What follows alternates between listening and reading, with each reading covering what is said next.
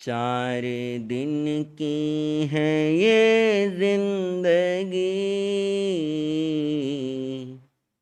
एक दिन सबको जाना पड़ेगा। 4 दिन की है ये जिंदगी, एक दिन सबको जाना पड़ेगा। मौत जालिम की आगोश में एक दिन तो समाना पड़ेगा। मौत जालिम की आगोश में एक दिन तो समाना पड़ेगा। 4 दिन की है ये जिंदगी, एक दिन सबको जाना पड़ेगा। होंगे एक दिन सभी से जुदा, ना रहेंगे ये रिश्ते सदा। होंगे एक दिन सभी से जुदा, ना रहेंगे ये रिश्ते सदा। गुनगुनाती आएगी कज़ा, इन सबको भुलाना पड़ेगा। मौत जालिम की आगोश में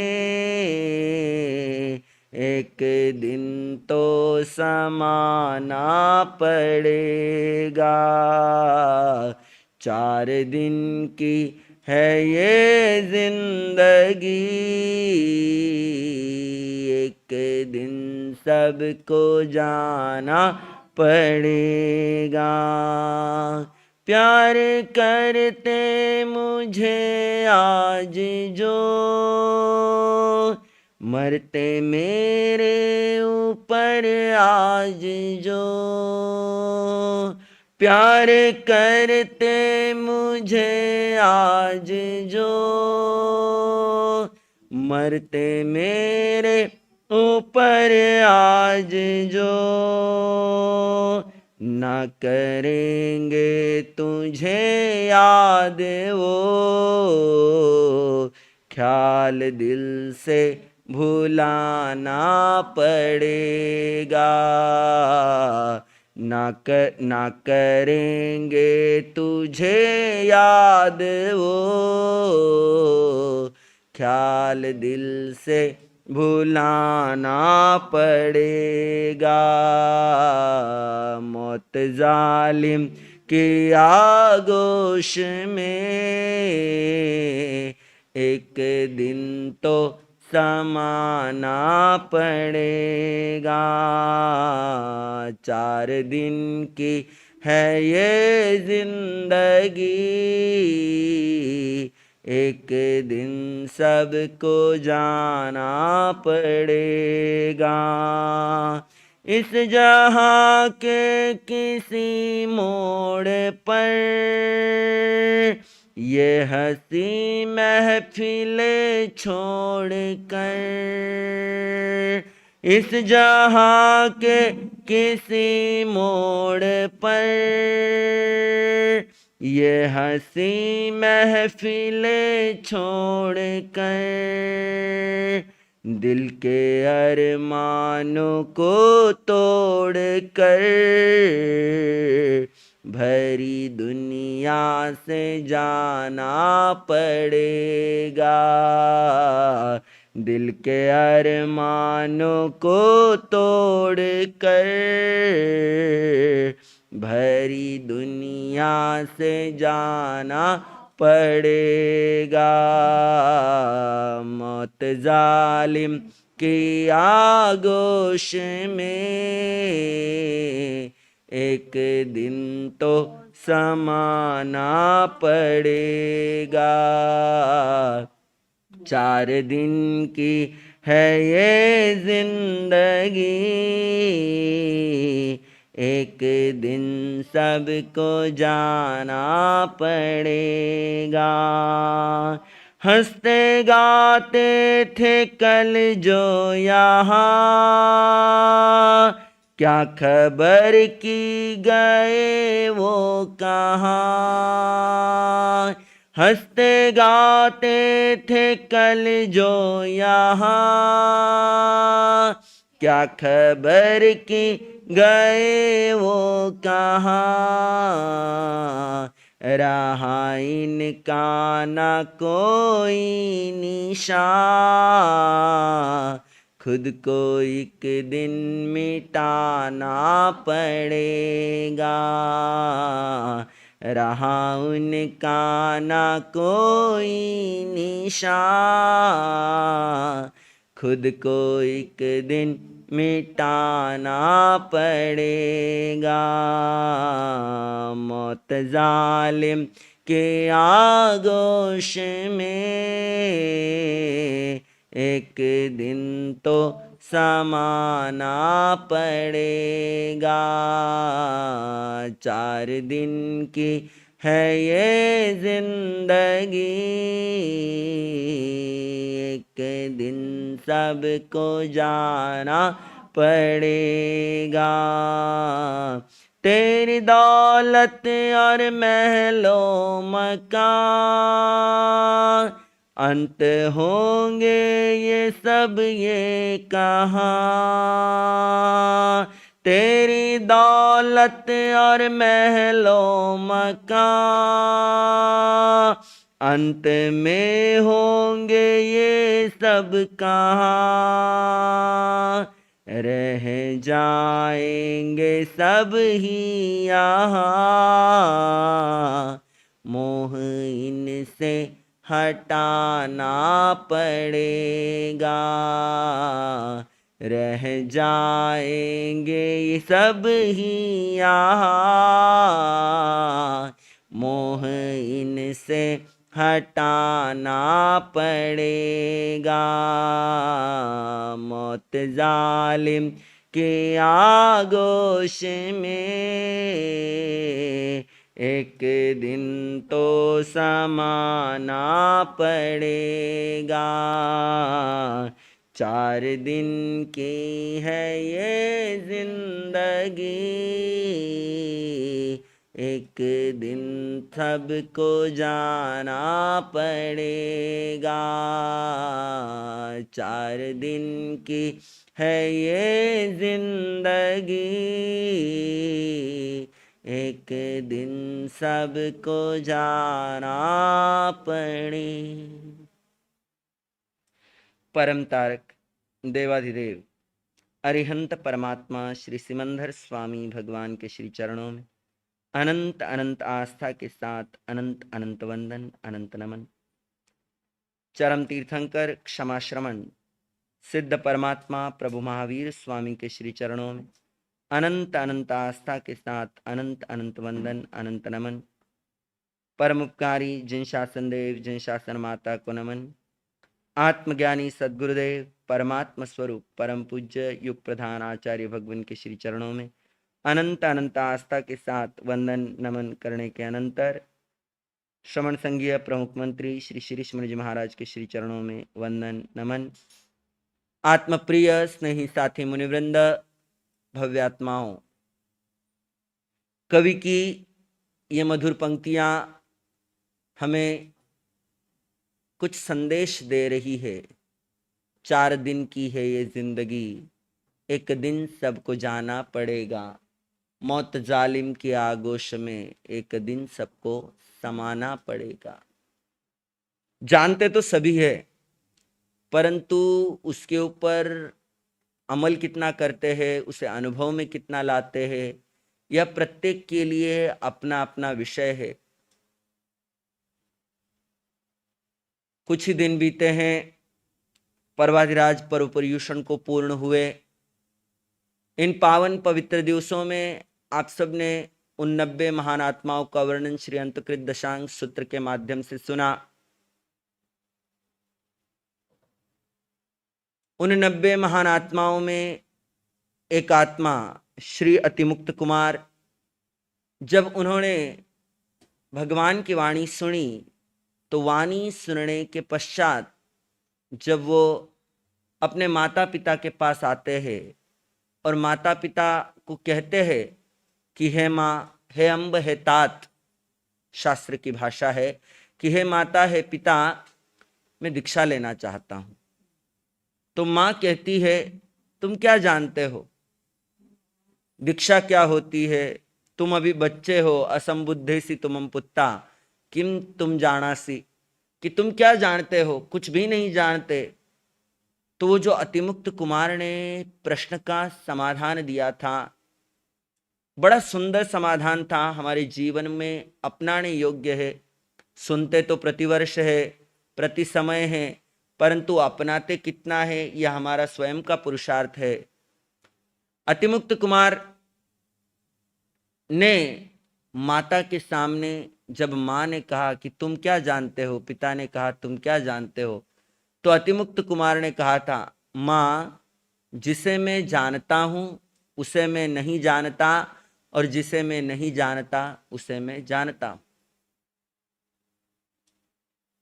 सुन करके, समझ करके अगर हम इस बात को अपने जीवन में अपनाएं तो सच में ये दो लाइनें हमारे लिए वैराग्य का कारण बन सकती है, हमें कर्म निर्जरा की ओर आगे बढ़ा सकती है, हमें मुक्ति की ओर आगे बढ़ा सकती है।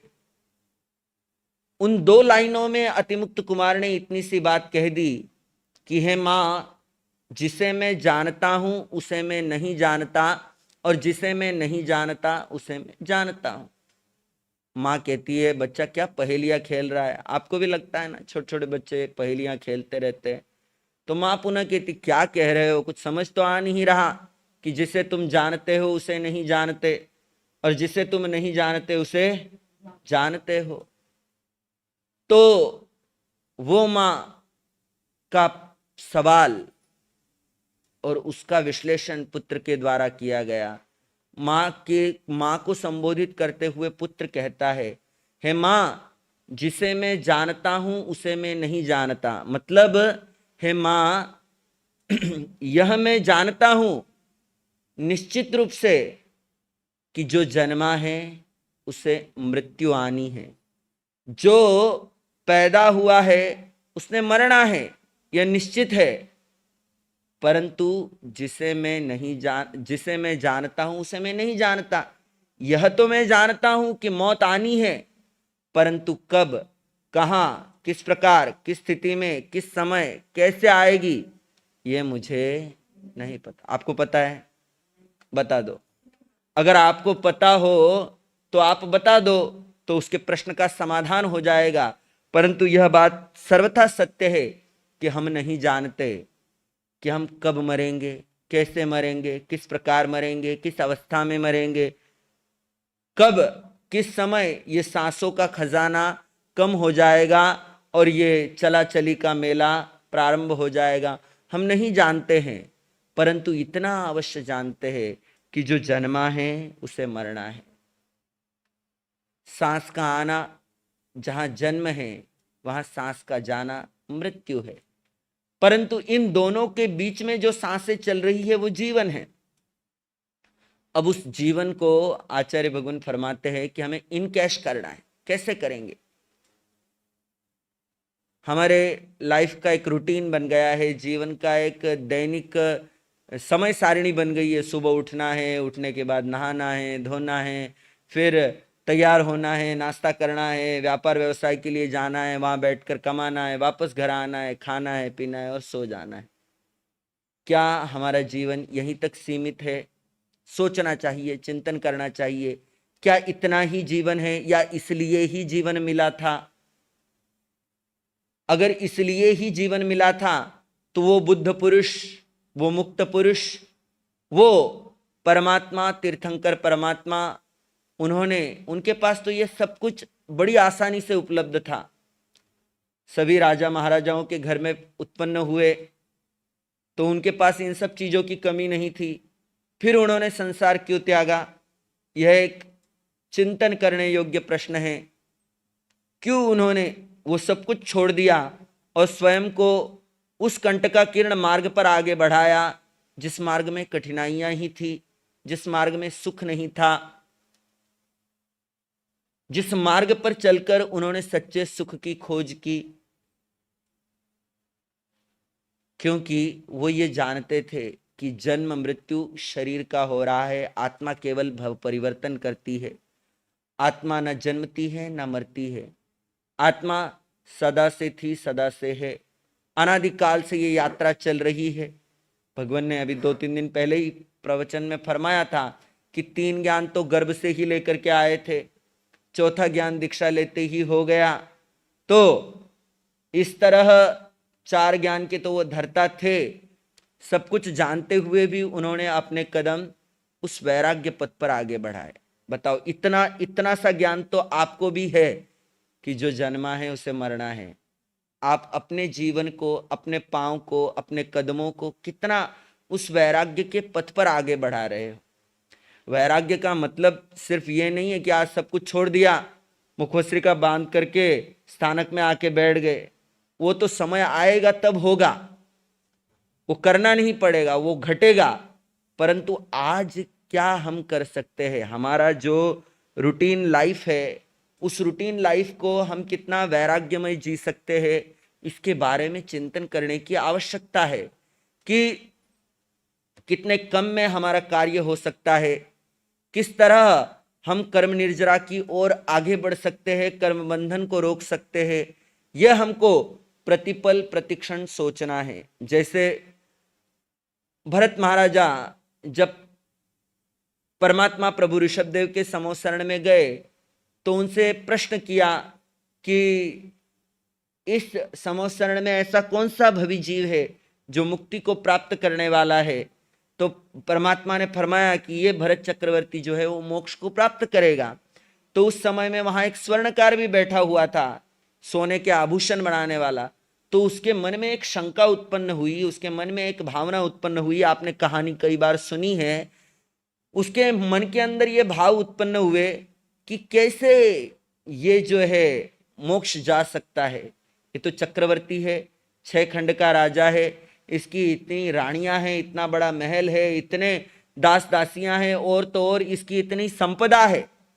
नवनिधि 14 रत्नों का स्वामी होता है चक्रवर्ती। इतना कुछ इसके पास है, मुक्ति कैसे? उस स्वर्णकार ने बाहर बाजार में बात फैलाना प्रारंभ कर दिया कि ऋषभदेव केवल ज्ञानी अवश्य हो गए हैं, परंतु पुत्र के प्रति मोह अभी भी कम नहीं हुआ। अपने पुत्र को ही मोक्षगामी बता रहे हैं। और भी तो अच्छी अच्छी करने वाले जीव है, उनके लिए नहीं कहा, अपने पुत्र के लिए ही कहा। राजा के गुप्तचर थे, बात घूमते घूमते राजा के कानों तक आई। राजा ने उस स्वर्णकार को बुलाया, उसको पूछा। अब स्वर्णकार डरता है, कहता है हाँ महाराज, मेरे भीतर में यह भाव आए। राजा ने उसको एक बात कही, देखो तुम्हारे इस सारी बात का मैं समाधान करूंगा, पर पहले तुम्हें मेरी एक परीक्षा से गुजरना होगा। तेल से भरा भरा लबालब भरा हुआ एक कटोरा उसके हाथ में दिया और उसको कहा पूरी नगरी का चक्कर लगाओ।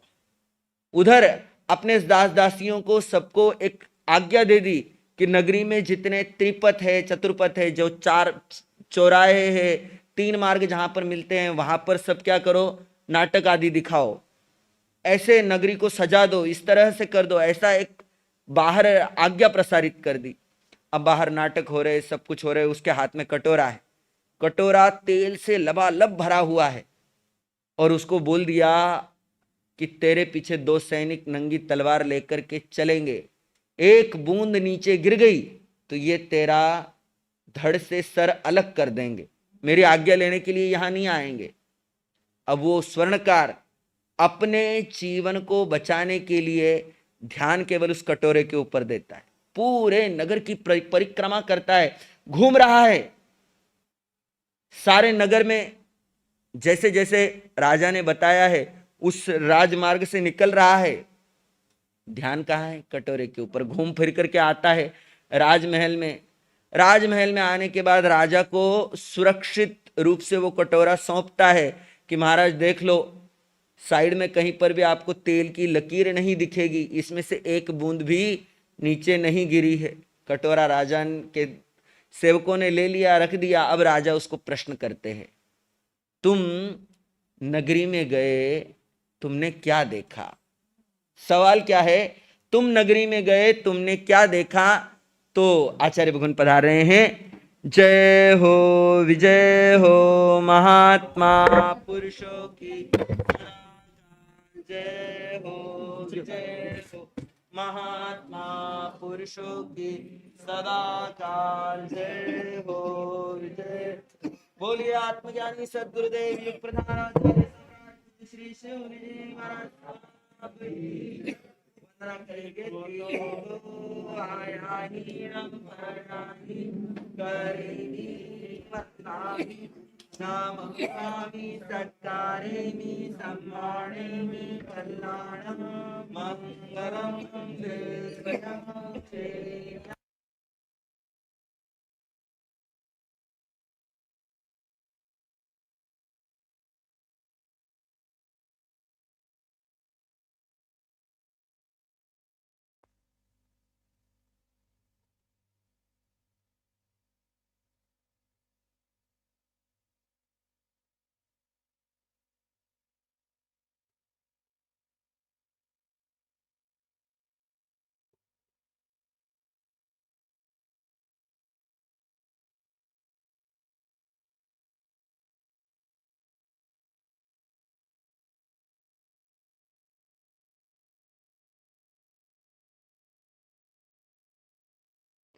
आचार्य भगवान पधार गए हैं।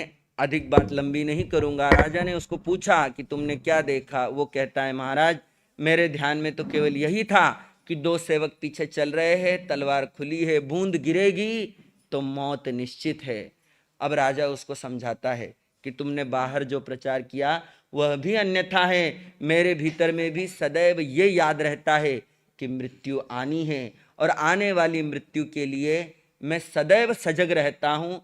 हर श्वास में धर्म आराधना करता हूँ, प्रत्येक श्वास धर्म में बिताता हूँ। इसलिए भगवान ने ये बात कही। कहानी का तात्पर्य केवल इतना है कि हम अपने प्रत्येक श्वास को धर्म आराधना में लगाएं, धर्म साधना में लगाएं। निश्चित रूप से हमारा जीवन सार्थक और सफल सिद्ध होगा। आइए सुनते हैं आचार्य भगवान के मुखारविंद से जिनवाणी मंगलवाणी आचार्य भगवान।